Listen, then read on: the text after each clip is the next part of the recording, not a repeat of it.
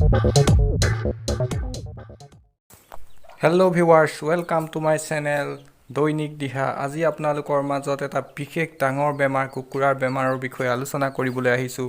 আজি বেমাৰটো বিশেষকৈ আমাৰ অঞ্চলত সকলোবিলাক ঠাইতে প্ৰায় কোৱা হয় কুকুৰাৰ তেল ফটা ৰোগ। বন্ধুসকল, কুকুৰাৰ তেল ফাটিলে কি হয়? কুকুৰাজনী মৰি যায়, কিছুমানে মৰাৰ আগতে কাটি বাছি খাই থয়। কিন্তু বন্ধুসকল, এই বেমাৰটোৰ সমাধান আছে। এই বেমাৰটোৰ যদি সমাধান আপুনি কুকুৰাজনীক দিয়ে, তেতিয়া কিন্তু আপোনাৰ কুকুৰাজনী এটা নতুন জীৱন লাভ কৰিব। বন্ধুসকল চাওক, কুকুৰাজনী কিয় মৰে? কুকুৰাজনীয়ে কণী পাৰিবৰ সময়ত তাই কণী পাৰিব নোৱাৰাৰ কাৰণে মৰি যায়। কুকুৰাজনী বহুত বেছি গাত চৰ্বি জমা হয়, তেল জমা হয়, যাৰ কাৰণে তাই কণী পাৰিব নোৱাৰা হয়। এনেকুৱা সমস্যা দেখা দিলে বন্ধুসকল, ইয়াৰ মূল কাৰণটো হৈছে আপুনি চৰ্বিযুক্ত খাদ্য, বিশেষকৈ ভাত, দাইল এইবিলাক যদি আপুনি কুকুৰাজনীক খুৱাইছে, তেতিয়া আপুনি এই সমস্যাৰ সন্মুখীন হ'ব। প্ৰথম কথা হ'ল, আপুনি কুকুৰাজনীক কেতিয়াও ভাত খাবলৈ নিদিব। ভাতত যথেষ্ট পৰিমাণে চৰ্বি থাকে, যি তেল ভাই। ইয়াৰ উপৰি আপুনি নেমু টেঙা প্ৰায় দুটোপাল মাজে মাজে খুৱাই থাকিব। বন্ধুসকল, এইখিনি কাম কৰক, আপোনাৰ কুকুৰাজনীৰ জীৱন ৰক্ষা কৰক। আজিলৈ আহিছোঁ, কুকুৰা পুহি স্বাৱলম্বন লাভ কৰক।